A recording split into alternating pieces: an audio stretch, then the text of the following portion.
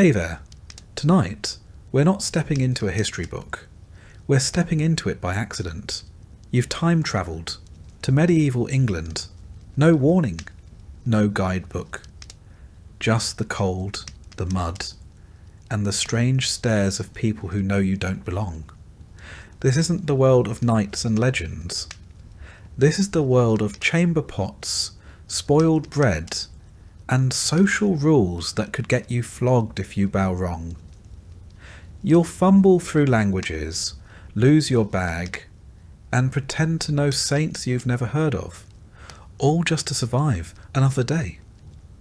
If quiet, immersive history helps you unwind, feel free to like the video and subscribe, but only if it brings you some peace.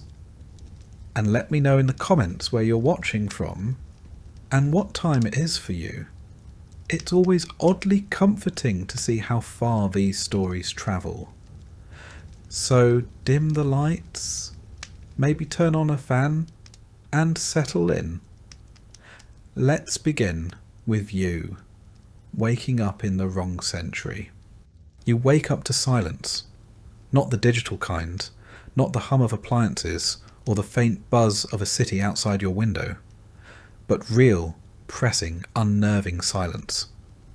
The kind of silence that belongs to a place without electricity, without traffic, without time.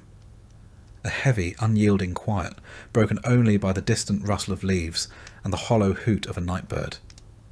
Your hands are cold. The air is damp. You're lying in dirt. You sit up slowly, heart hammering with a strange mix of confusion and dread. It's dark.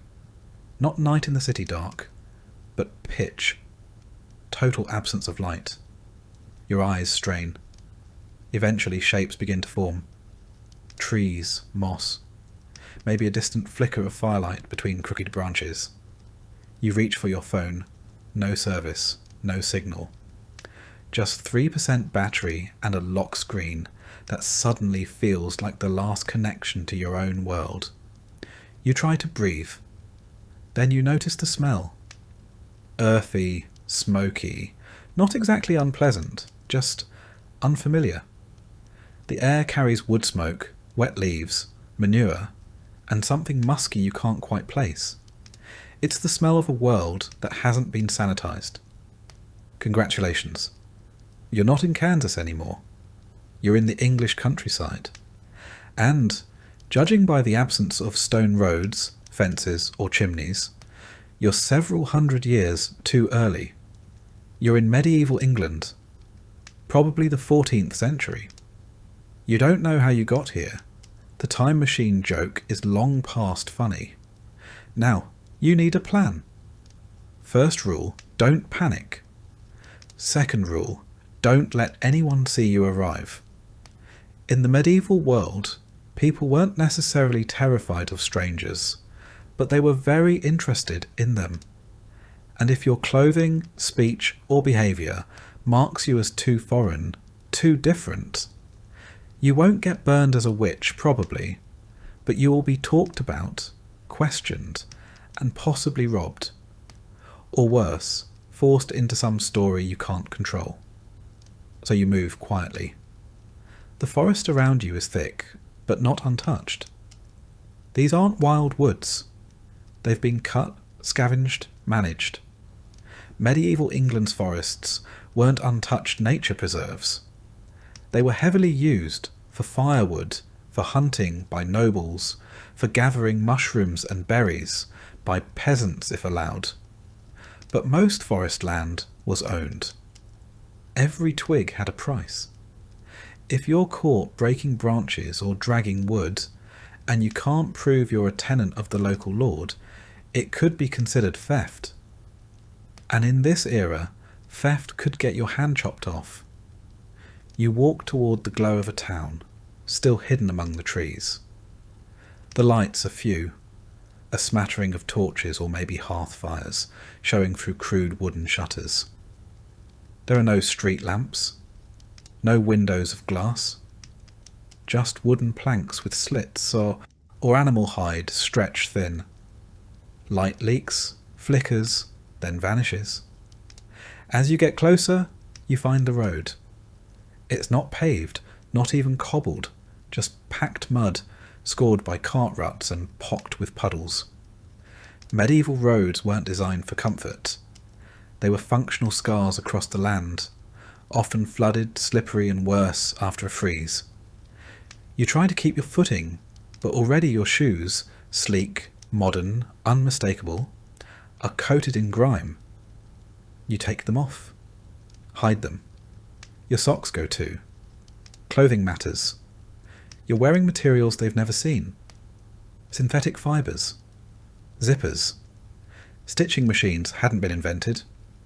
If you walk into town in jeans and a sweatshirt, you're an alien, no matter how friendly you try to be. Best case scenario, they think you're from a faraway land.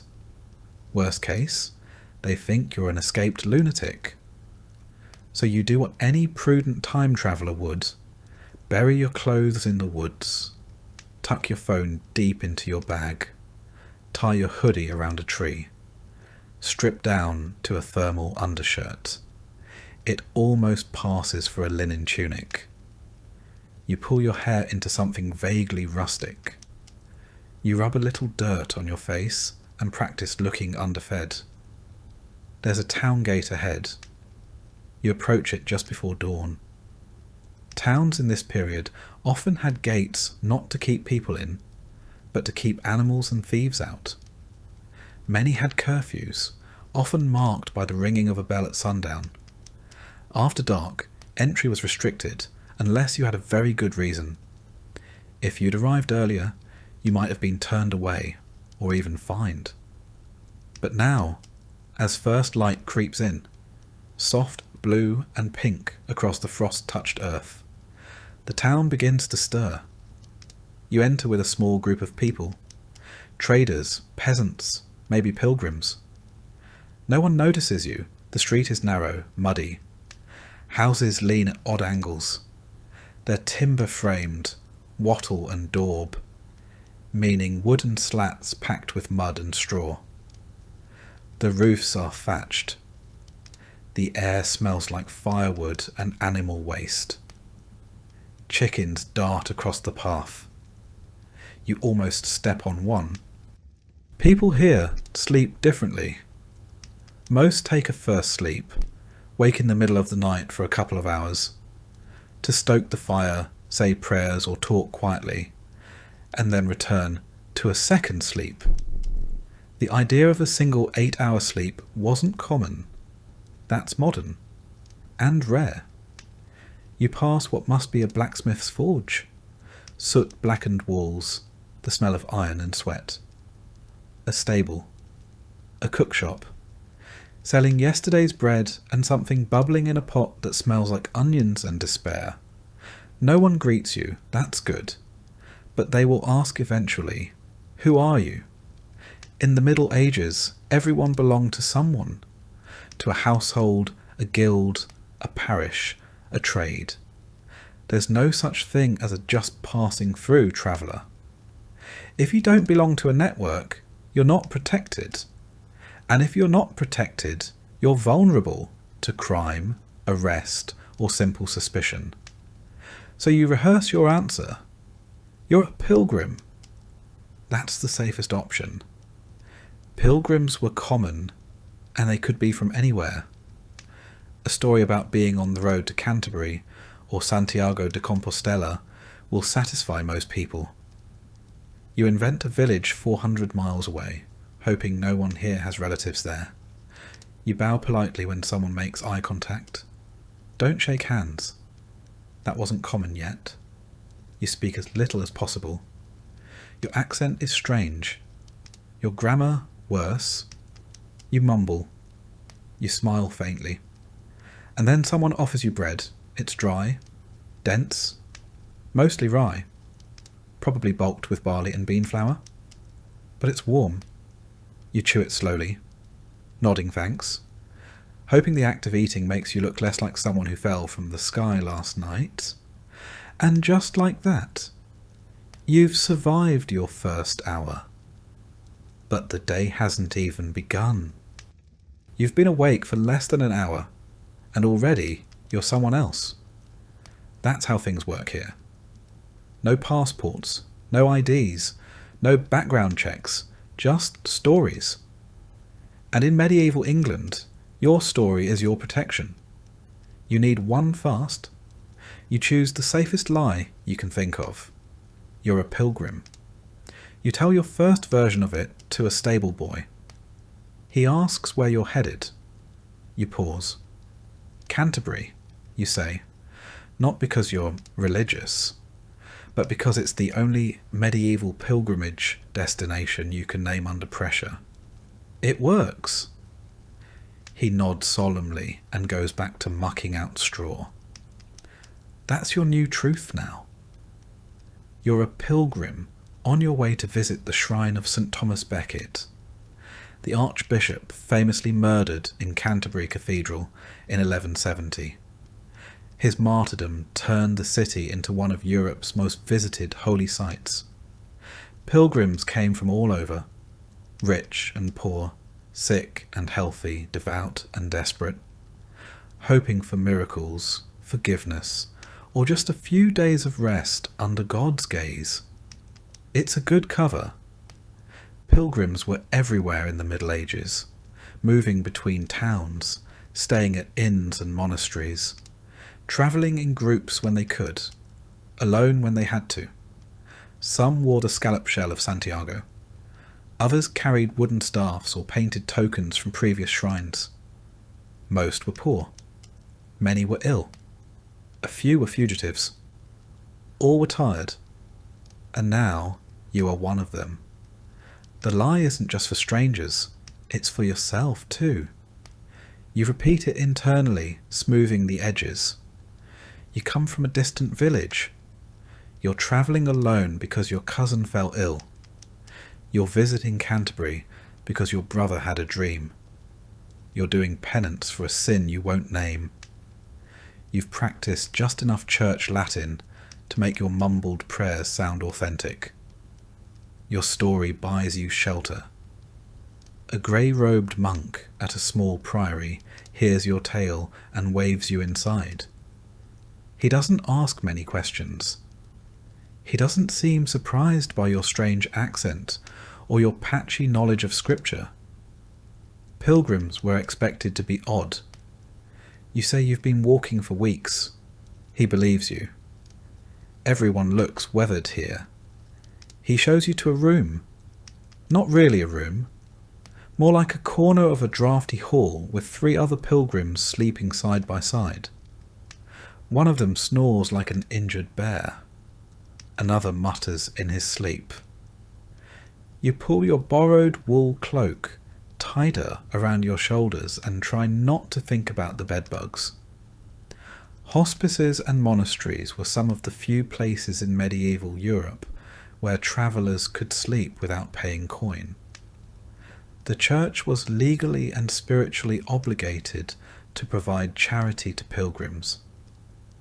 That obligation was sometimes ignored, of course, especially if the monk in question was having a bad day or the priories were stretched thin. But most would still offer at least some stale bread, a spoonful of pottage, and a patch of floor near a fire. You eat what you're given, barley pottage, boiled grey and salted with tears. You chew slowly, trying not to think of seasoning. Spices exist in this time, but not for you. A pinch of pepper costs more than your borrowed cloak. Your spoon is shared, wiped on cloth that has seen better centuries. Your bowl is wood, splintered, and probably older than the Magna Carta. Around you, the other pilgrims talk. One limps from a foot wound. Another coughs so violently you're surprised he's still upright. They tell their stories. A woman hoping for her son's healing. A man seeking redemption for adultery. A third who just wanted to see the world while his debts cooled down back home. None of them ask why you're here. They understand. In the Middle Ages, pilgrimage was part religion, part social mobility, and part escape. It was a way to disappear without actually vanishing. You try to sleep, but your thoughts churn. In your world, identity is static. Name, photo ID, biometrics. Here it's malleable. You could be anyone, so long as you can walk in a straight line and keep your story straight. No one here has heard of Google. No one's going to fact-check your claim that your uncle once met a monk in Mont Saint-Michel. They'll just nod. People believe strangers because they have to. The entire medieval world runs on trust and fear. The next morning you rise early, not by choice. There's no privacy, no doors, and the bell tolls for matins well before dawn. The monastery is cold, your breath fogs in the dark. You don't know the prayers, but you stand with the others, murmuring nonsense syllables under your breath. No one notices. Half of them are doing the same. Afterward, you're handed a heel of bread and told to move along. Pilgrims don't linger. Outside, the town is stirring.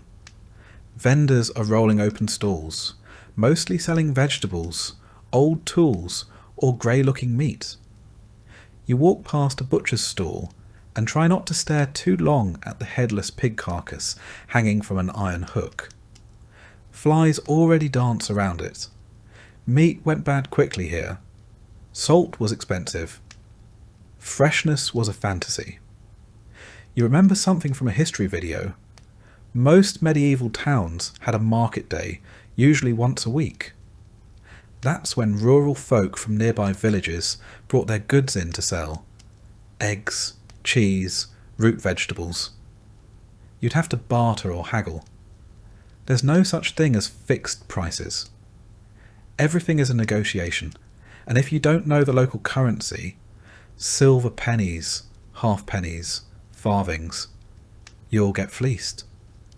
You want to buy something, but realise you have nothing to trade. Not even a coin. You still have your wristwatch tucked into a wool sleeve. You glance at it, but it means nothing here. No one cares what time it is. People in this world measure time by bells, prayers, and the position of the sun. If it's light out, you work. If it's dark, you pray, hide, or sleep.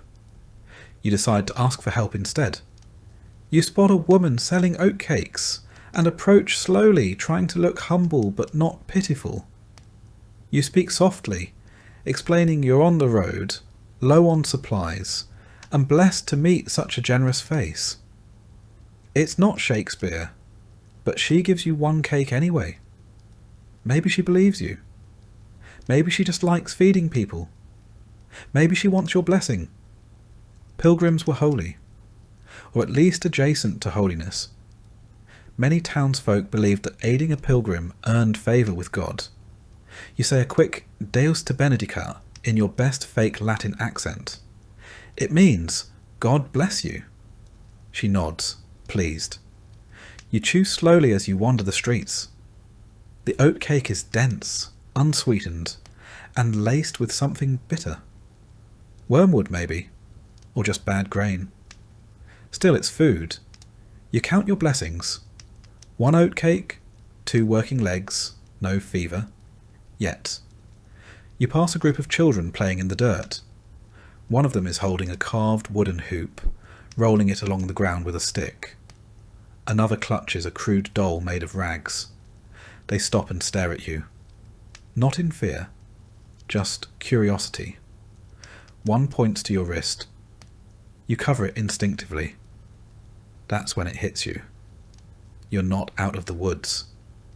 You've got your story, your cloak, your pilgrim status. But you don't have years of dirt under your fingernails. You don't carry yourself like someone who's been beaten down by a lifetime of scarcity. You walk too straight. You flinch at smells. You make eye contact too much. It's subtle, but it's there. To them, you still don't quite belong. So you drop your gaze. You shuffle a little more. You mimic the limp of the man you saw last night. You avoid direct questions. You learn to listen before you speak. This world doesn't care how smart you are. It cares whether you follow the rhythm, blend in or vanish. That night, you find another place to sleep, a barn offered by a generous farmer in exchange for chopping wood. You say yes before he finishes the sentence. Your hands blister after 5 minutes. He doesn't notice, or doesn't care. Labour is labour. Pain is normal. As you lie in the hay, curled into a ball against the cold, you rehearse your story again. You're a pilgrim, from the north, on the road to Canterbury, travelling for penance, alone, always alone. And as the stars turn overhead, bright and indifferent, you realise this truth. Lying is easy in the Middle Ages. Living is not. You wake to bird song and a stiff neck. The straw you slept on has shifted in the night, and now a twig has embedded itself somewhere beneath your shoulder blade. You roll over slowly, swatting at gnats, and blink your eyes open to a patch of grey sky and the low, heavy branches of oak. There's no roof here, just tree limbs and fog. This is your camp now. No walls, no hearth. Just a hollow in the earth, behind a mossy boulder, hidden off the forest path. The best place for someone like you to disappear for a while. You are lucky to be offered work. Not everyone is. The farmer's sister, or perhaps his wife, you couldn't tell, told you there was a need for extra hands gathering firewood and herbs from the forest. You agreed before asking what it entailed. You needed the food. You still do. So now, for today, you are a forager. And like everything else in the Middle Ages, this job comes with rules. First rule: the forest does not belong to you. That might be hard to accept, especially if you come from a world where trees are public, land is protected, and anyone with a pair of hiking boots can wander freely. But here, in the 1300s, the forest is not wilderness, it is property. Every stretch of woodland in England is either held by a noble, claimed by the crown, or attached to an estate. You do not own the acorns. You do not own the rabbits. You do not own the fallen twigs. Collecting firewood might seem harmless, but if you're caught with the wrong bundle of sticks in the wrong part of the woods, you could be beaten, fined, or even branded. This is the age of the forest laws. Introduced after the Norman conquest and expanded under monarchs like Henry II, these laws protected hunting grounds for the elite. Royal forests were especially off-limits, even to peasants who lived nearby. You could be hanged for killing a deer, mutilated for setting traps, or flogged for chopping down trees. So, second rule: don't get caught. You keep to the edges, avoiding cleared paths. You carry a dull knife and a sack that once held barley. You pick up only what's already fallen: twigs, small branches, dry bramble. No cutting, no chopping, just gathering. The forest is quiet in the early hours, save for the rustle of squirrels and the distant call of a wood pigeon. You see no other humans. Good. That's what you want. The best foragers are the ones no one notices. But silence doesn't mean safety. The forest is still dangerous. Wolves are gone, mostly, hunted out of southern England by this century. Bears have been extinct here for hundreds of years. But there are still dangers. Wild boars, hornets, and most of all men. You hear a crunch behind you? You freeze. Just a deer. Probably. Still your heart hammers. Bandits are real here. The woods are a natural hideout for the desperate. Escaped serfs, outlaws, deserters from local militias. They live rough, ambush travellers, and disappear into the trees. The king's law doesn't stretch far into these parts. If someone robs you out here, you won't get justice. You won't get anything. So you keep your head down and work faster. You don't just gather firewood. You're also collecting wild herbs. The farmer's sister, no, his wife, you've decided, gave you a list scrawled with marks you can't read, but she named them aloud: yarrow, mugwort, chickweed, comfrey, plantain. You recognise some. You pretend to recognise the rest. These plants are not just for flavouring food, though food could certainly use the help. They're medicine, insect repellent, even magic in the eyes of some. You pick them carefully and place them in separate cloth pouches. You whisper their names under your breath, part prayer, part memory. A patch of nettles stings your hands. You wince, but say nothing. No gloves. You'll just deal with it. You take a break at midday, crouch near a tree stump. Your lunch is a crust of rye bread, hard as stone, and a pinch of salt from the bottom of your pocket. You eat it slowly like it matters. There's water nearby, a stream, shallow and slick with green algae. You scoop some into your hands and drink. The taste is earthy. You'll probably regret this tomorrow. Maybe tonight. But the beer you were given is long gone, and you need something to wash down the bread. You spot a small bundle of mushrooms under an elm. White caps, fragile stems. You pause. Mushrooms are dangerous here. One wrong guess and you'll die vomiting in a ditch, your skin grey and your mouth foaming. Medieval people knew this. Folk wisdom passed from mothers to daughters warned of the poisonous kinds. Death caps, destroying angels, fool's mushrooms. But they also prized the safe ones. Puffballs, morels, field mushrooms.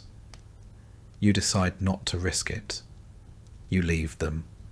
You spend the afternoon weaving through thickets, your legs scraped and your knees soaked with bog water. A bramble tears your sleeve. You make a note to mend it later, if you can find a needle. Your cloak is already threadbare, and your tunic smells like every bad thing you've touched in the last 24 hours. As you walk, your mind drifts. You think about what it would be like to live this way every day. Some people do, the poorest villagers, widows, orphans, landless peasants, often supplement their diets by foraging. Some even make it their primary trade, gathering herbs and firewood to sell at the market. These forest workers are not respected. They're seen as borderline vagrants, useful when someone needs birch bark or sage, ignored otherwise. But their knowledge is immense. They know which tree bleeds the cleanest sap, which root breaks fevers, which patch of moss makes the best poultice. Their wisdom is passed quietly, never written down. You wonder how many secrets have already been lost. By late afternoon, your sack is full. Your shoulders ache. Your fingers are bleeding from thorns. You begin the walk back, retracing your steps to avoid any unfamiliar paths. Getting lost in a medieval forest is not poetic. It's deadly. No GPS, no signage. If the sun sets before you find the road, you may not make it out. You emerge from the woods just as the sky begins to dim. The farmer is waiting near the fields. He eyes your haul and grunts approval. His wife takes the herbs without a word and drops a turnip into your palm. That's your pay. You want to complain. You want to say you worked all day for a root vegetable, but you don't. Because in this world, complaining is dangerous. Gratitude is safer. You nod and say thank you. She doesn't smile, but she doesn't hit you either. You eat the turnip raw, sitting by the dying embers of the farm's cook fire. It's bitter, but it fills the space in your stomach. Just barely. That night, you sleep in the barn again. The cows are snoring. A chicken perches dangerously close to your head.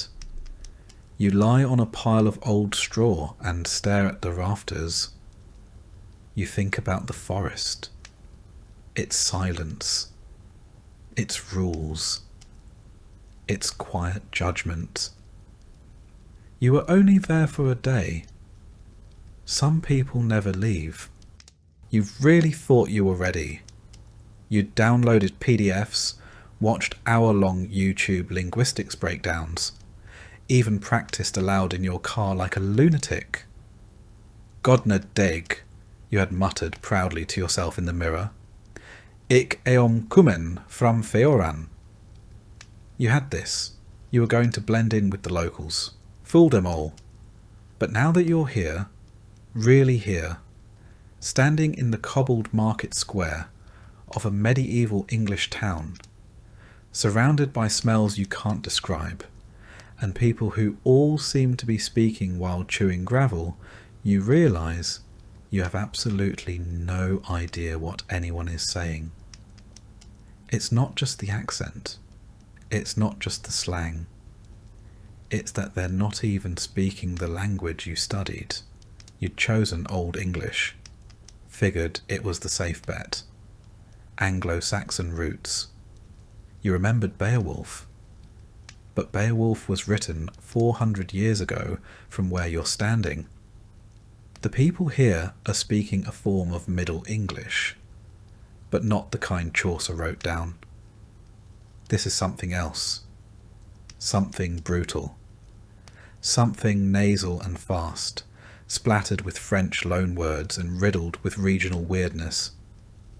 You try to follow a conversation between two traders and can't tell if they're haggling over fish or accusing each other of witchcraft. One man shouts across the square, "Hoy, that be yon Reeve. What's told me off yon soak? In it he." You blink. "Sorry?" He squints. "Be thee daft or Flemish?" You mumble something about having a sore throat and shuffle away. You make a mental note. Don't talk unless absolutely necessary. Back home, you thought language would be the least of your problems. You'd assumed disease, violence, or dysentery would kill you first. But now it's becoming clear. Your mouth is the real liability. The second you open it, you're a walking contradiction. Someone who looks like a local, maybe smells like one by now, but talks like they were raised by a committee of monks and time travellers. The word choices are wrong. The cadence is wrong. And God help you if someone tries to make a joke. You're learning that humour is terrifying when you don't understand the punchline. You laugh nervously when a baker says something to you about a hedge priest's sausage, and then realise from his expression that he wasn't joking. Or maybe he was. Or maybe it was an insult. You start miming more. A lot more. Hungry? Rub your belly? Tired? Point at the sun and yawn. Need directions? Just walk with purpose and hope someone follows you. This isn't communication, it's charades for survival. Later that day, in the shadow of the parish church, you overhear two children arguing over a sheep. The older one yells, "Nay, I fain saw it go by the breck." The smaller one jabs back, "Nay, 'twas thine eyes gone addle, fool." You could not feel more foreign if you tried. You start cataloguing phrases in your head, trying to reverse engineer meaning. Fain means glad or wanted. Breck must be some kind of hill or field. Maybe? You don't even know what century you're linguistically in anymore. Then there are the loanwords. After the Norman conquest, French bled into the English tongue, like wine into linen. Nobles speak in a clipped, smoother dialect, laced with Latin and French, while the peasants bark with thick consonants and nasal vowels. You start to realise that class is audible here. You can hear who owns land and who sleeps in a ditch, just from how they pronounce the word bread. You try saying pardon to a noble, and he nods. You try the same word to a stable hand, and he spits. At one point, desperate to communicate, you try to recall some Latin. Big mistake. A friar overhears you reciting an old phrase from a textbook and asks where you trained. You panic and say, Rome. He frowns and starts asking questions about church councils you've never heard of. You fake a cough and limp away. You now have a new rule. No Latin unless it's in a prayer, and you're not the first to say it. Later, you find yourself in a cookshop, trying to purchase what you think is a pasty. You point. The cook stares at you. 2 farthings, she says. You hold out a handful of pennies. She picks out 4 of them, then slaps your wrist and takes a 5th. You blink. No more in yestermorn's bread for ye, she mutters, handing you something that smells like a barn floor. You nod. Cheers, you say instinctively. Everyone in the room freezes. You realise, too late, that cheers is not a medieval word. Not like that. They stare at you like you just said something obscene. One man chuckles. Another narrows his eyes. You mutter, God give ye good morrow, and bolt out the door. There's another surprise. Reading doesn't help. You had assumed signs would be easier, but almost nothing is written, and when it is, it's inconsistent, phonetic, and barely legible. There's no standard spelling. Alehouse might be spelled Alehus one day and Alufs the next. The only people who can write well are clerics, and they write in Latin anyway. Even street names, when posted, are sometimes just pictures. One tanner has a crude painting of a cow and a knife above his stall. Another stall, no joke, just has a turnip nailed to a board. You feel like you're illiterate, which, to be fair, would make you just like most people here. The worst part isn't the confusion. It's the danger of miscommunication. Say the wrong thing, and people assume you're mad, or foreign, or cursed. One evening a drunk stumbles into you. You instinctively say, sorry, my fault. He squints. My fault? What, you confess into witchery, are you? You quickly change it to, forgive me. I was clumsy. That seems to work. Barely. You realise, in this world, words can get you hurt. There's no Yelp, no customer service, no ironic oops to shrug off a mistake. The people here live close to violence, suspicion, and insult. And you are always one bad sentence away from being called a heretic, a spy, or just not right in the head. Over time, you adapt. You learn to use simple, short phrases. You copy what others say, even if you don't fully understand. You start saying I instead of yes, nay instead of no. You use gestures whenever possible. You never ask questions unless someone else asks one first. You listen more than you speak. And it helps, a little. By the end of your 4th day, you can order food without being scammed. You know how to respond to greetings. You've even made a boy laugh by using the word arse at the right time. You're still a foreigner, but maybe a harmless one. You lie in the monastery loft that night, staring at the rafters, the straw mattress prickling your back, and realise you've survived not because of knowledge, but because of mimicry. Because you learned to copy faster than you could explain. The truth is, language here isn't a tool. It's a test. And every conversation is a pop quiz in a dialect you don't speak, with a punishment for failure. You think of your phone, the Translate app, the internet. You think of how many times you've Googled a word, a phrase, an idiom. That luxury is gone. All you have now is your ears and your memory. And if you say the wrong thing tomorrow, the truly wrong thing, you might not get to say anything ever again. It starts with a cramp, not a dramatic one. Just a small, nagging pinch in your gut, like you skipped lunch or ate something that didn't sit right. You think nothing of it. You've had worse after airport sushi. But within the hour, you're curled up behind a pigsty, clutching your stomach and praying to a god whose prayers apparently smell like manure. This is not a metaphorical bad day. This is medieval gastrointestinal reality kicking in. You tried to be careful. You really did. You boiled the water. You stuck to what looked like bread. You avoided anything with colour. But the problem isn't the food. It's everything.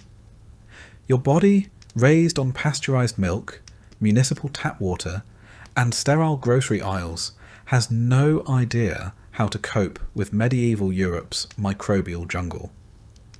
You are, as they would say, soft. Your first suspect is the pottage. Pottage is what they serve when they don't want to serve food. It's a murky oatmeal-like sludge of grains and whatever else didn't rot in the last few days. Cabbage, maybe a turnip, possibly a frog, depending on the cook's attitude toward protein and plausibility. The same pot is used day after day, refilled endlessly with more of the same. A medieval version of a never-ending stew, flavoured with time, despair, and whatever fell in when no one was looking. You knew all that. You ate it anyway. And now your stomach feels like it's hosting a reenactment of the Norman invasion. By the time the sun sets, you're alternating between cold sweat and chills, wrapped in your itchy wool cloak like a sad medieval burrito. Your face is pale. Your lips are dry. You try to sip beer. Weak, watery ale, the safest thing to drink here. But even that turns against you. This isn't just food poisoning. This is your immune system panicking like a chihuahua in a thunderstorm. Now some background. Germ theory does not exist yet. No one knows what bacteria are. They don't even know what causes disease. Not really. Illness is believed to come from bad air, miasma, or imbalances in your humours. Blood, phlegm, yellow bile, and black bile. Depending on which one's out of whack, your treatment might be leeches, vomiting, purging, or prayer. Most people never learn what made them sick. They just get sick. And either they recover, or they disappear. So when you wake up the next morning still alive, groggy but breathing, you've already done better than a decent percentage of your contemporaries. A nun finds you that morning, collapsed near the back wall of a Dominican friary, looking like a broken scarecrow. You try to stand, but the world tilts sideways and your legs fold like bread dough. She doesn't flinch, just lifts your chin, squints at your eyes and tucks something bitter and leathery into your mouth. It's disgusting, like someone soaked tree bark in vinegar and sadness. You try to spit it out, but she shushes you with the force of someone who has done this 1,000 times. You chew, you swallow, you don't vomit. A victory. She doesn't ask who you are. She doesn't report you. She just presses a coarse cloth to your forehead and mutters a prayer you can barely follow. It's Latin, and you catch only a few familiar phrases. Something about mercy. Something about healing. Something about how humans are like dust. You nod weakly. That last part sounds about right. This, you'll learn, is one of the rare benefits of the medieval world. While medicine is horrific, charity is baked into the culture, especially through the church. Religious orders run rudimentary infirmaries. Monasteries often have a hospitaller, a monk or nun responsible for tending the sick, even outsiders. Hospitality is sacred. If you're lucky, and you were, they will treat you even if you can't pay. And here's another historical wrinkle. You're not alone. Half the town is sick with something. Coughs, skin infections, fevers. It's a walking petri dish. Sanitation is theoretical. Hygiene is seasonal. Medicine is improvised. And yet, somehow, people survive. Over the next 2 days, you barely move. The friary lets you lie on a straw mat near the wall, not quite in the infirmary, but close enough to be monitored. A girl brings you thin broth in a chipped wooden bowl. You manage a few sips. You are so exhausted it feels structural, like even your bones are tired. Every joint aches. Your spine feels like it's been rolled down a hill. Your breath smells like you've been chewing onions in a tomb, and you're pretty sure that none changed your shirt while you were unconscious. You'll thank her later. When you finally manage to sit upright without tipping over, you hear it, the bell tower striking sext, noon. Time is marked here not by watches or apps, but by bells, 7 canonical hours, each a holy checkpoint. You learn them by accident. You become a creature of bells, of hunger, of gut sounds, and the occasional vision of St. Peter riding a flaming goat.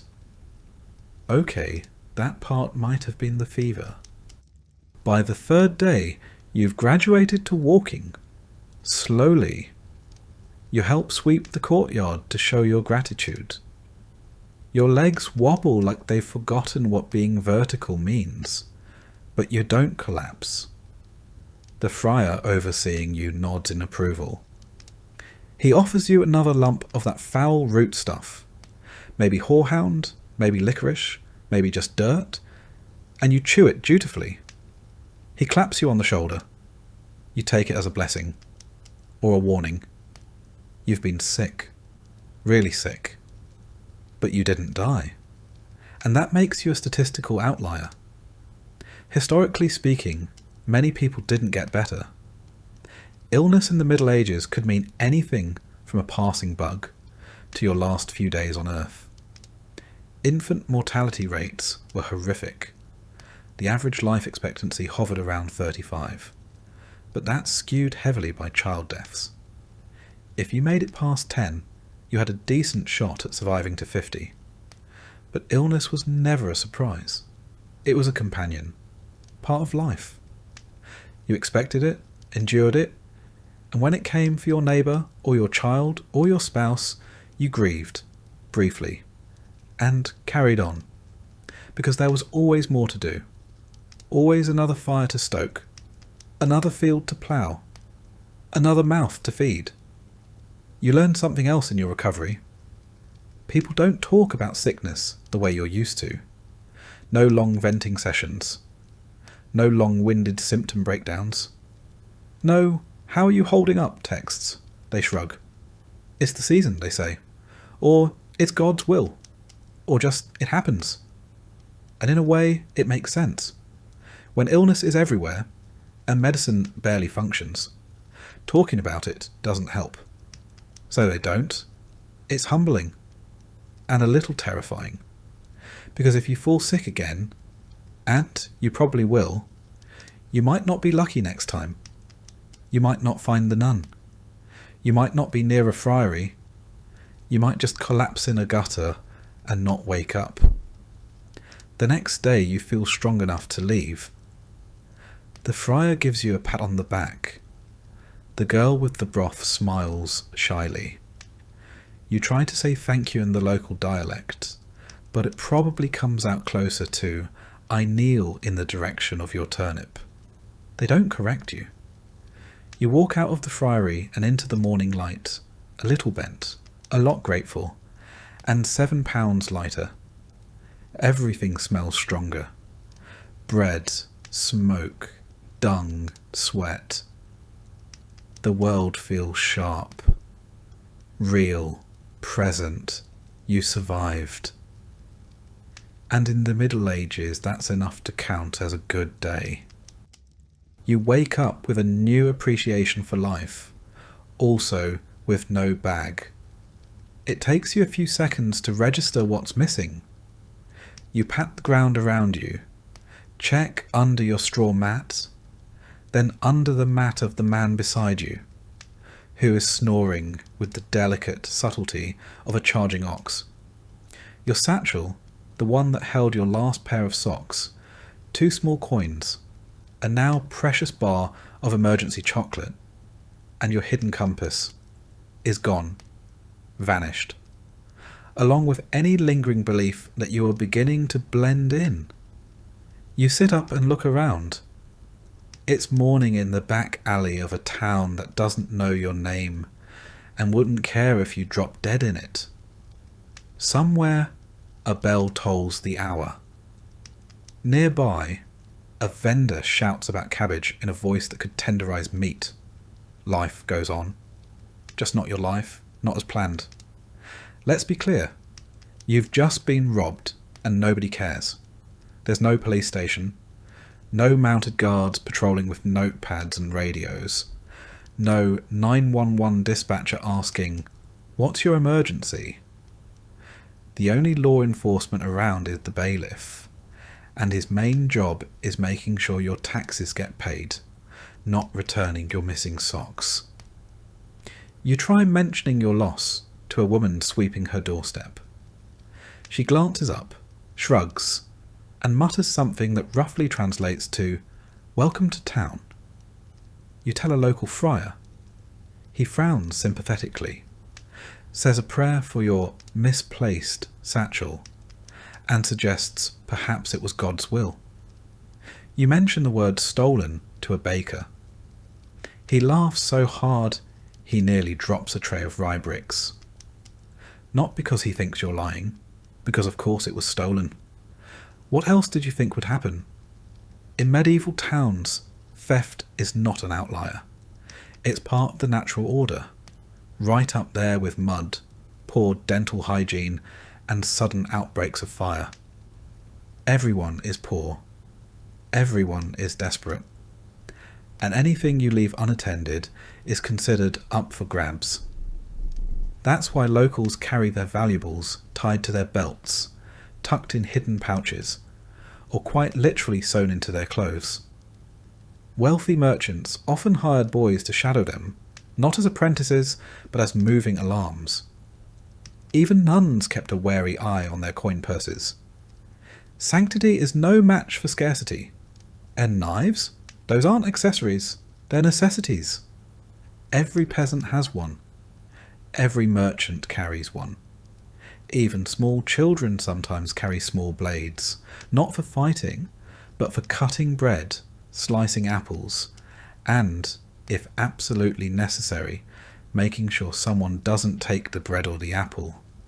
Theft wasn't just tolerated. In many cases, it was expected. Eventually, you return to the friary where you've been staying, where you recently recovered from your first medieval stomach catastrophe. You recount the theft again, with a bit more drama this time. You add sorrow. You lean into the tragic tone. Brother Thomas, or maybe it's Brother Matthew, all the monks blur together, listens with polite gravity. He disappears into a side room and returns a few minutes later, placing something into your palm. A knife. It's small, rusted.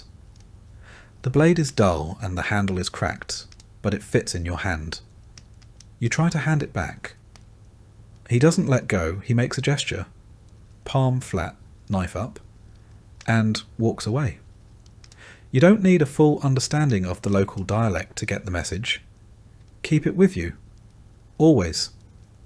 Historically speaking, this is not unusual. In fact, for someone in your position, alone, unfamiliar, and extremely muggable, This is practically a rite of passage. In medieval England, justice didn't work the way modern visitors might hope. While there were courts and laws, actual enforcement was rare and wildly inconsistent.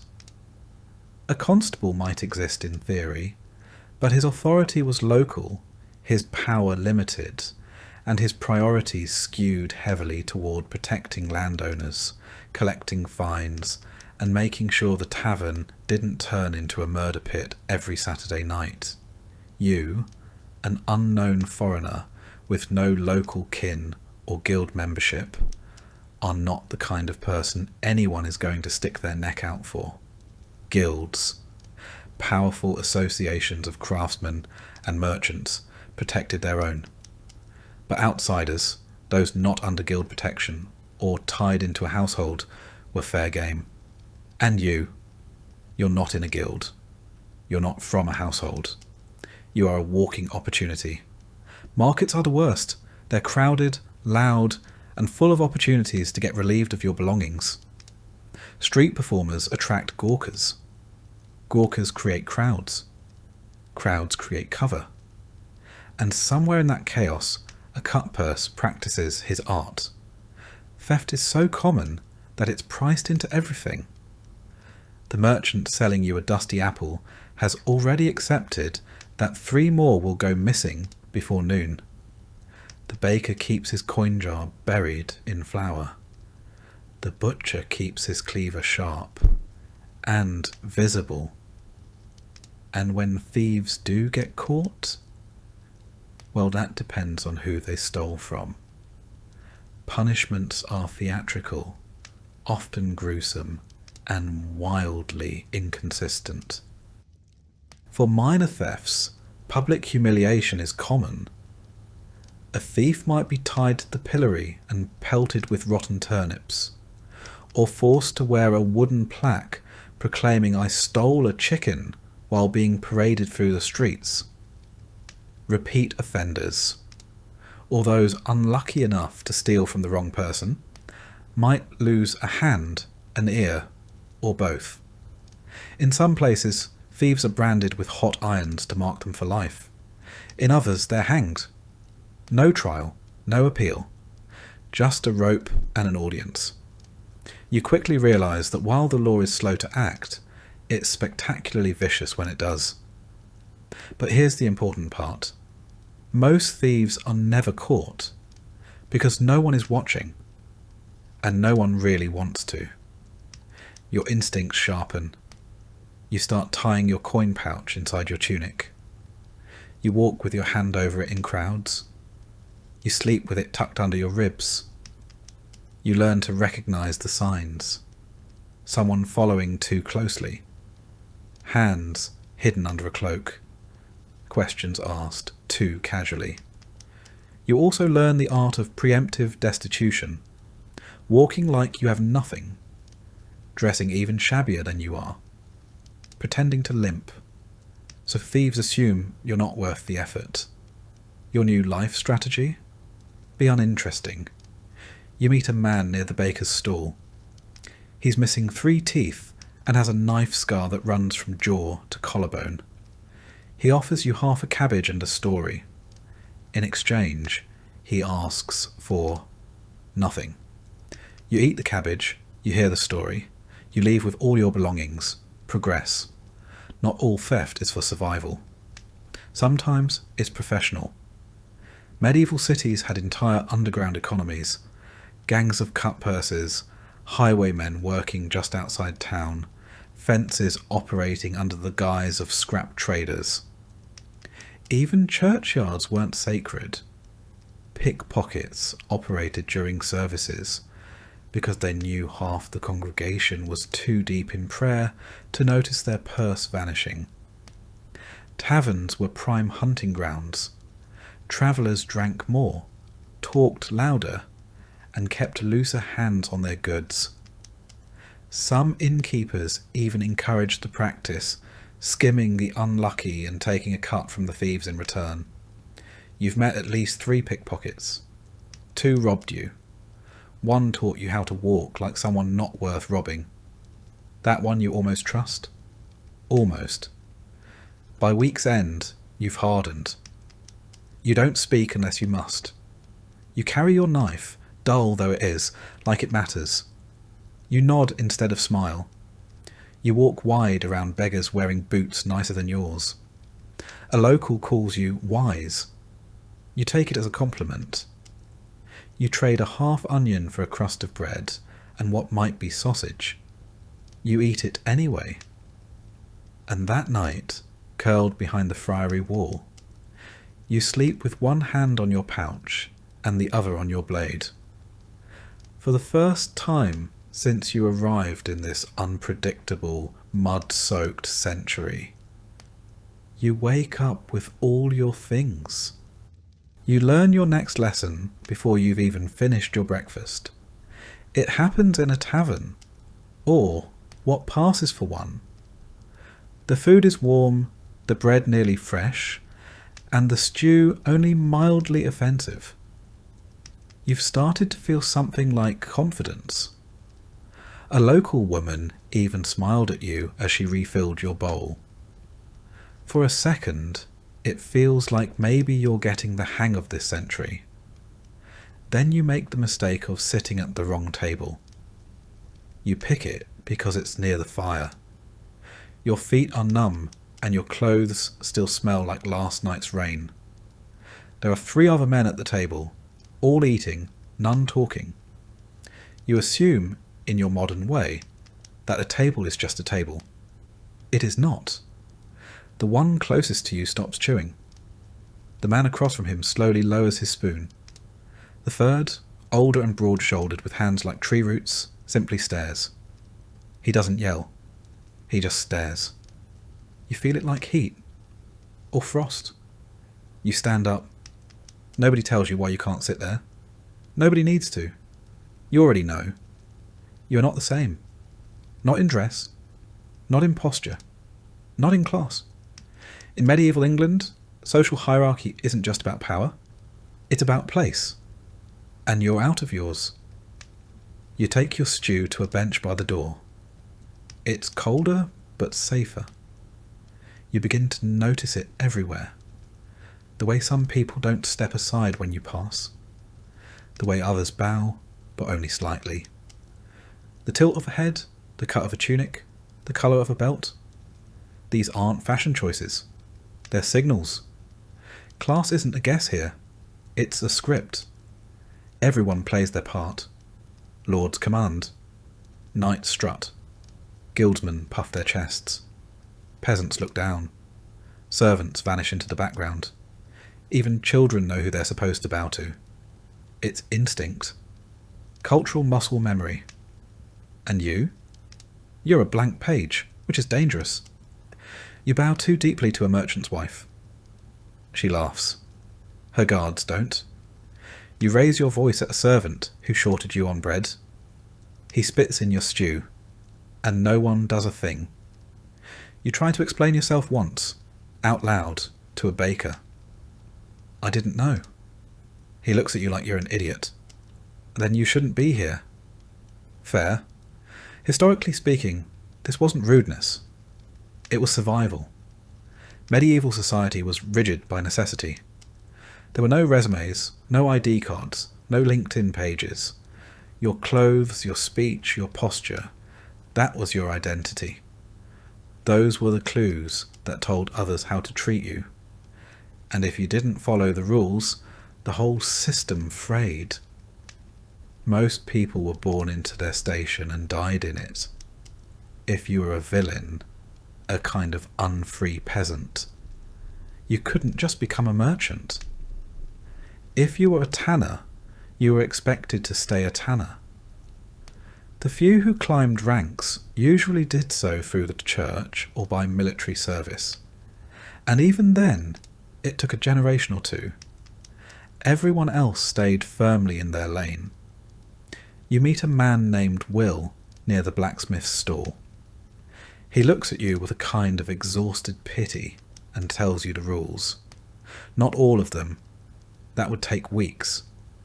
But enough to keep you from offending the next person you speak to. You don't touch anyone wearing silk, he says. Not even if they're choking. You blink. What if they need help? Then pray for them, he says, from a respectful distance. He explains that colours are codes. Fur-lined cloaks are power. Blue and purple are reserved for nobility. Green is fine, unless it's too fine. And linen? Only if it's been washed recently. Yours hasn't. He also tells you this. You've been walking wrong. Apparently, your gait is too loose, too confident. You don't step softly enough. Don't lower your head fast enough. Don't make space fast enough when a higher ranked person walks by. You move like someone who's never been hit for moving wrong, he says. They'll fix that. And they almost do. That afternoon, you try to get a better spot near the public well. The water's cleanish and the sun is warm. You step ahead of a girl carrying a heavy pail. She looks about 13, face sunburned, hands raw. An older woman behind her shouts. You don't catch the words, but you get the tone. Everyone looks. You freeze. The girl glares at you with a kind of weary fury and says, "Where's your badge?" You don't have one. Apprentices in town wear pins or stitch symbols. They show you belong to someone. If you don't, you're a stranger. And strangers are beneath everyone. You step back. She doesn't thank you. She shouldn't have to. You start paying attention. You notice that even eye contact is stratified. A noble doesn't look at a merchant. A merchant doesn't look at a peasant. A peasant doesn't look at anyone unless spoken to. And you? You look at everyone like you're trying to read subtitles. You learn to lower your gaze, to speak less, to speak softer, to say "my lord" even when it sticks in your throat. Eventually, people stop looking at you with suspicion. Now they look through you. Like a servant. Like you belong. Progress. There are benefits, strange as it sounds. Being invisible means you overhear things. Plans, rumours, prices, secrets. You start to understand the town not just by its layout, but by its tensions. Who's sleeping with whom? Who's stealing flour?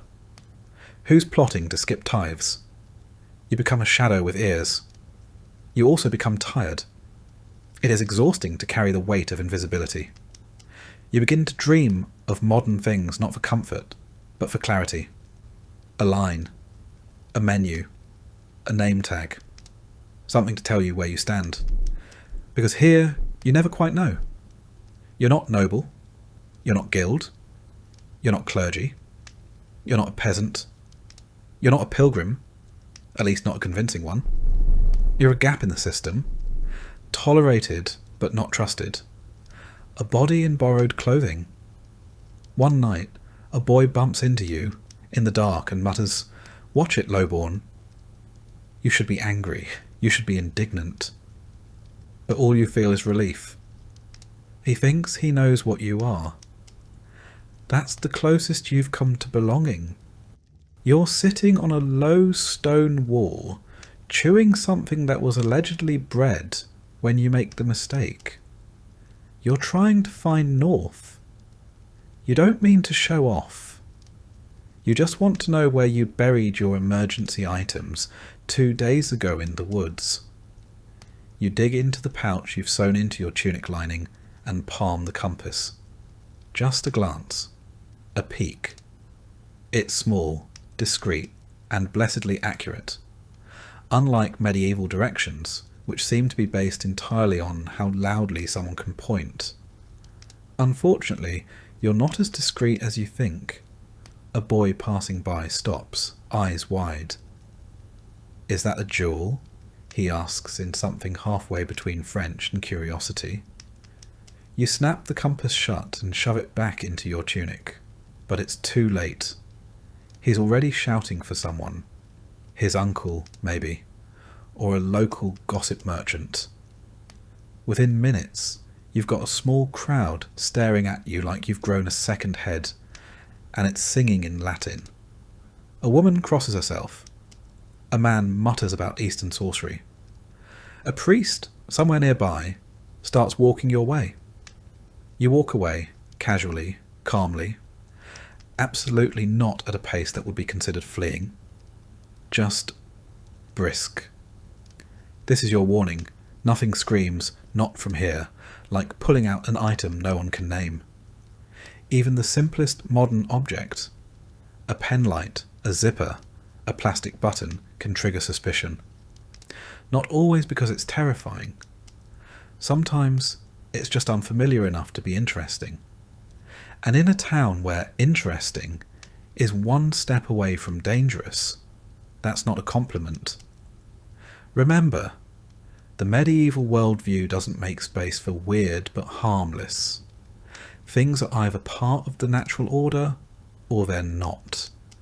And if they're not, they probably came from the devil, or the East, or both. Later that afternoon, as you lean against the friary wall pretending to read a religious carving, the local priest finds you. He's not hostile, just curious. Too curious. He asks where you're from. You say far away. He asks what you do. You say pilgrim.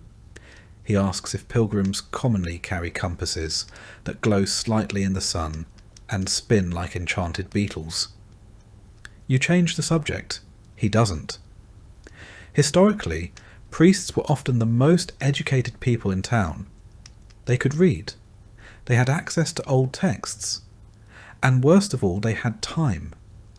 They were also charged with maintaining moral and spiritual order, which in practice meant deciding who was a threat. And while witch trials weren't yet in full swing in the 1300s, heretics, sorcerers, and suspicious foreigners were definitely on the radar. The church didn't need proof, just a sense of unease, a few whispers, a failure to attend mass regularly, or a compass you couldn't explain. That night, you make your way back to the forest. Not the edge like before, deep, past the berry bushes and the stinging nettles, past the tree where you tripped last week and cursed so loudly the squirrels haven't returned. You find the spot. You dig with a flat stone. Your hands are freezing. Eventually, you uncover your stash. A small tin of waterproof matches, your backup compass, a protein bar, and a laminated card that reads "Emergency Contact." You stare at it.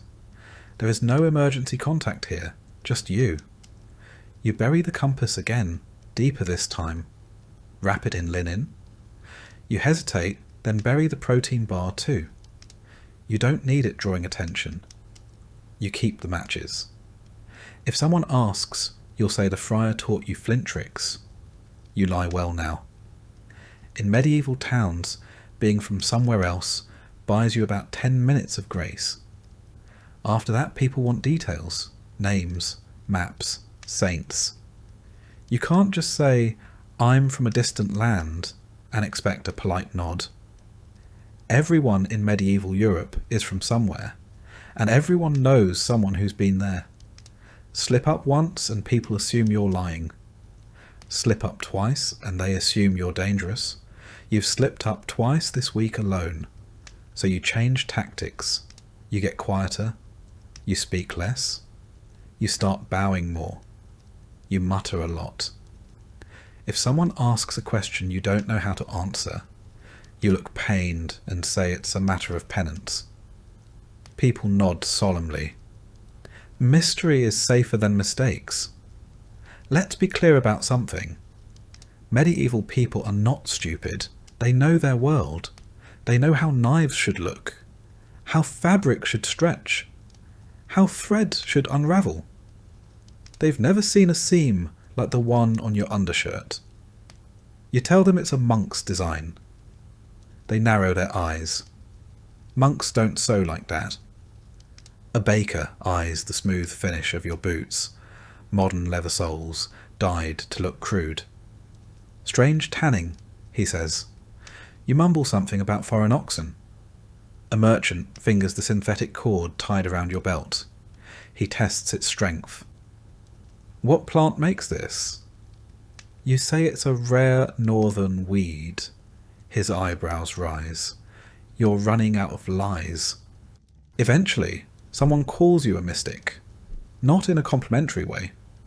It happens after you help a child who scraped his knee. You cleaned it with wine, wrapped it with clean cloth, said nothing magical. But the child got better quickly. Too quickly. A neighbour saw. A neighbour told. Now people think you know things. It's not always dangerous to be called a mystic. Some mystics are tolerated, especially if they're old, quiet, and very religious. But you're none of those things. You're young. You're foreign. And you don't always know which saint to mention when someone sneezes. Here's the real risk. You're interesting. In medieval life, that's rarely good. Interesting people get noticed. Noticed people get questioned. Questioned people get tested. And you don't want to be tested. You start burying more things. Not just your gear, but your personality. Your stories, your gestures. You practice local slang. You learn which saints are popular.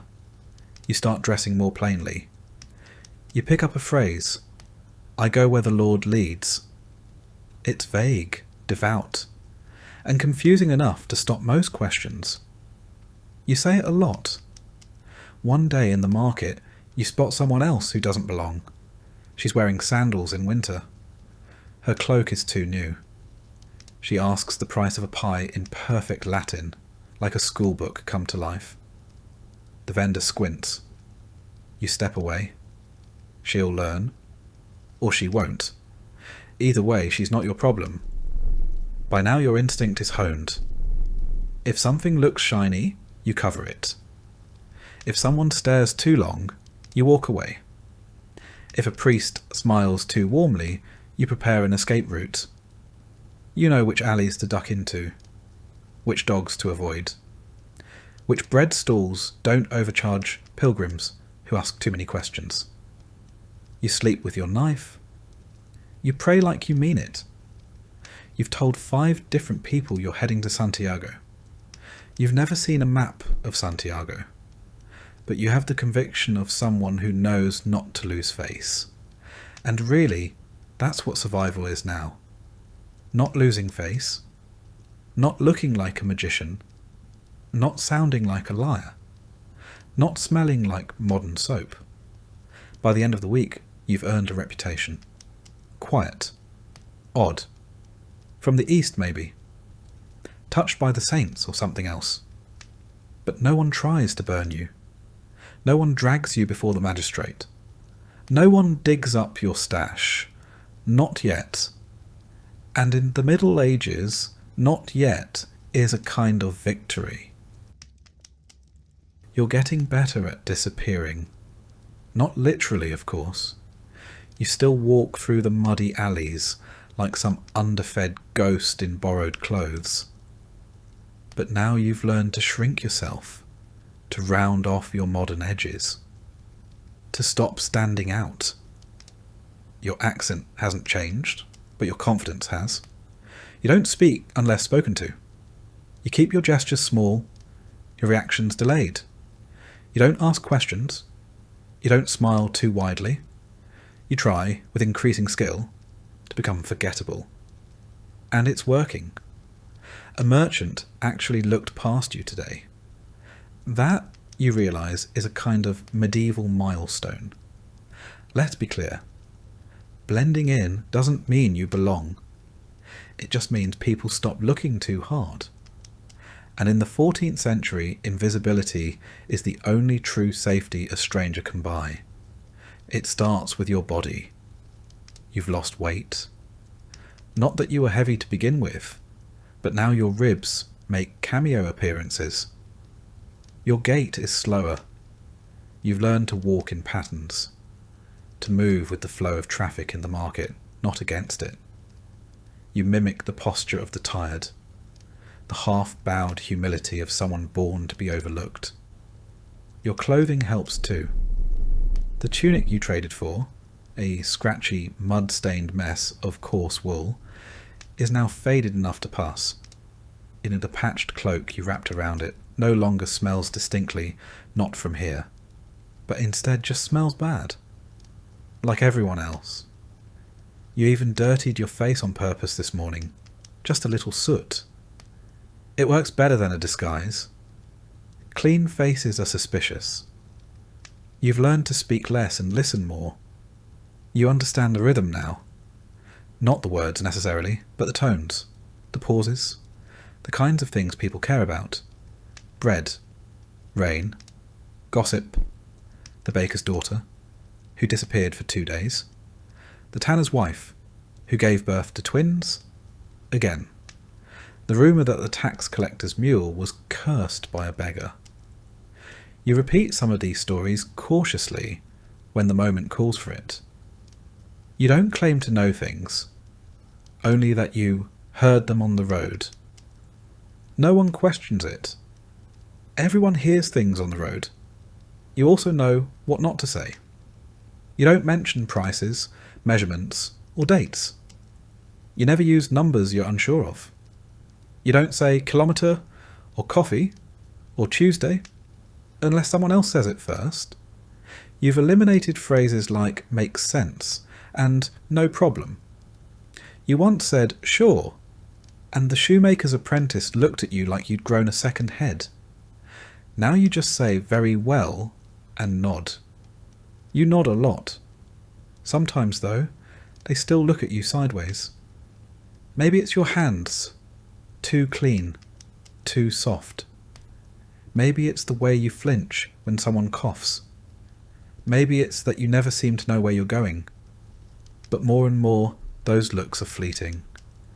People have better things to worry about than your weirdness, the weather, the bishop's new decree, the rising cost of barley. You're not their problem. You're barely their curiosity. You take that as a victory. You've even found a rhythm to your days. Wake before the bells. Join the line at the friary for watered-down broth. Avoid eye contact with the man who once offered to sell you his wife's hair. Help unload crates at the docks in exchange for half a fish. Return it when you realise it's more maggot than fish. Try again at the baker's. Fail to haggle. Settle for crusts. Eat while sitting on a step, pretending you're just between things. Smile once when a child drops a turnip and you catch it before it hits the mud. Give it back. She looks at you like you gave her gold. You feel a little more human. You've even gotten used to the smells. Well, not used to, but you've stopped retching. You no longer cover your nose when passing the tannery.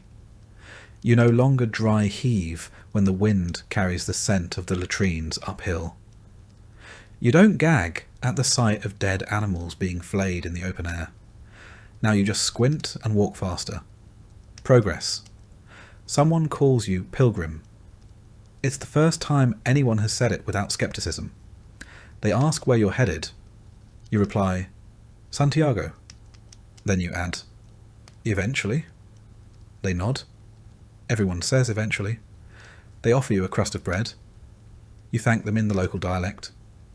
It's the wrong verb tense, but close enough. You're invited to sit. You do. For an hour, you're not an outsider. You're just another traveller. Someone with sore feet and no coin and stories you're not quite ready to tell. You sit with your back against a wall, eating stale bread beside someone whose name you didn't catch. You share a silence that isn't awkward. You listen to church bells. You watch chickens fight in the mud. You could almost believe you belong here. Almost. But you don't. You miss your shoes. You miss ice. You miss toothpaste and proper bandages. And being able to say, "I'm hungry," without fearing you'll be robbed or pitied. You miss being understood. Not just your words, but your world. The way people used to talk about movies, about weekends, about grocery stores and car trouble and birthday plans. Here, everything is about survival. And survival doesn't have room for small talk. Still, you've adapted, you blend, you survive. You've learned that disappearing isn't just a trick, it's a skill.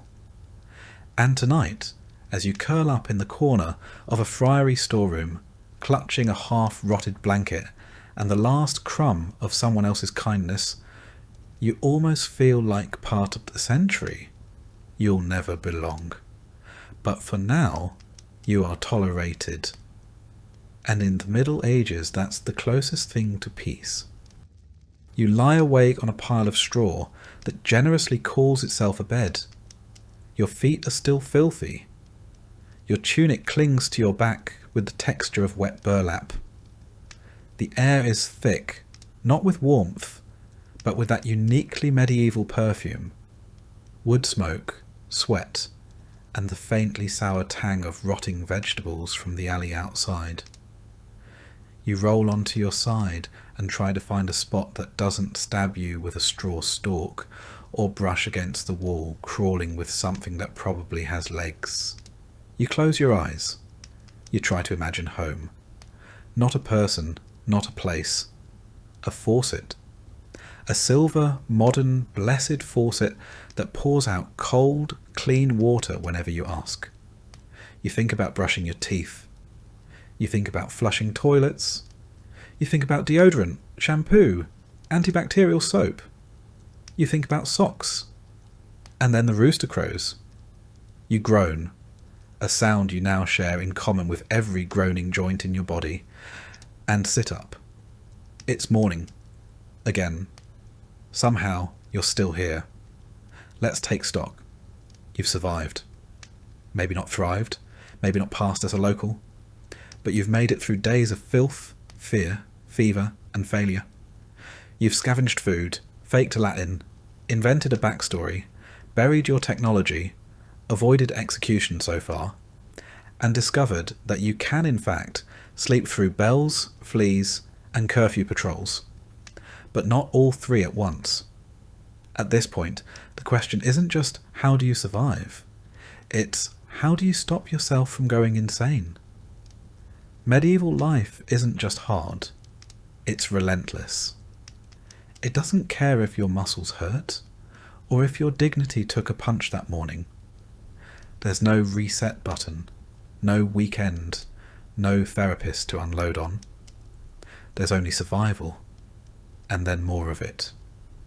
You've learned the rhythms now. The sound of morning prayer bells from the church tower. The way bread smells when it's 3 days from edible. The way to nod just enough to be polite, but not enough to look servile. The way people speak when they're not sure you belong, but don't care enough to ask. The town has accepted you in the only way medieval towns accept anyone, by ignoring you unless you mess up. And you've come close. A few times, too close. That moment when the priest asked where your relic was. That time you almost said okay instead of very well. That time you pronounced Ave Maria like a tourist ordering tapas. But each time you adapted. You learned the rule that isn't written down anywhere. Don't be memorable. If people remember you, you're suspicious. If they forget you, you're safe. You've become a walking blur. Just another traveller. Just another tired face in the market. You've also learned to live without. No forks. No change of clothes. No privacy. No expectation of comfort. The most advanced thing you own is a rusted knife and a second-hand sense of danger. Your favourite meal this week was pottage with visible beans. Your proudest moment was successfully not vomiting after drinking water from a bucket that had, until 5 minutes earlier, been used to soak feet. Your deepest moment of joy was washing your face in a clean stream and realizing it didn't burn. And somewhere along the way, your body began to adjust. The blisters hardened. The nausea faded. Your ears began to recognize the rhythm of the local dialect. Your eyes adjusted to candlelight. You even started to forget what your phone looked like. There are things no one tells you about time travel, like how boredom becomes a kind of parasite, gnawing at your skull in the slow hours between meals and chores. Or how hard it is to go a full week without seeing glass, hearing music, or laughing at something on purpose. Or how much of the world used to be lived in silence. No hum of electricity, no engines, just fire, bells, footsteps and voices. Always voices. And how some part of you, some strange unevolved sliver of your brain, begins to like it. Not the filth, not the hunger, but the stillness, the clarity, the way that life here strips itself down to raw need. Eat, sleep, work, survive. You think less about emails, less about bills, less about the passive chaos of your own timeline. You think more about the next bowl of soup, the weather, and the man in the corner who's been eyeing your coin pouch too long. But don't get too romantic about it. This isn't a noble past. It's just a hard one. You've seen too many coughs that didn't get better. Too many children carrying loads twice their weight. Too many bent backs. Too many blank stares. Too many quiet exits.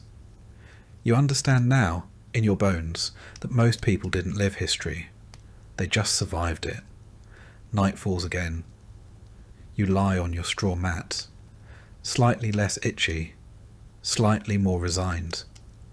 You hear the familiar shuffle of shoes on stone outside the friary walls. You listen for anything suspicious, just footsteps, fading. You pull your cloak tight.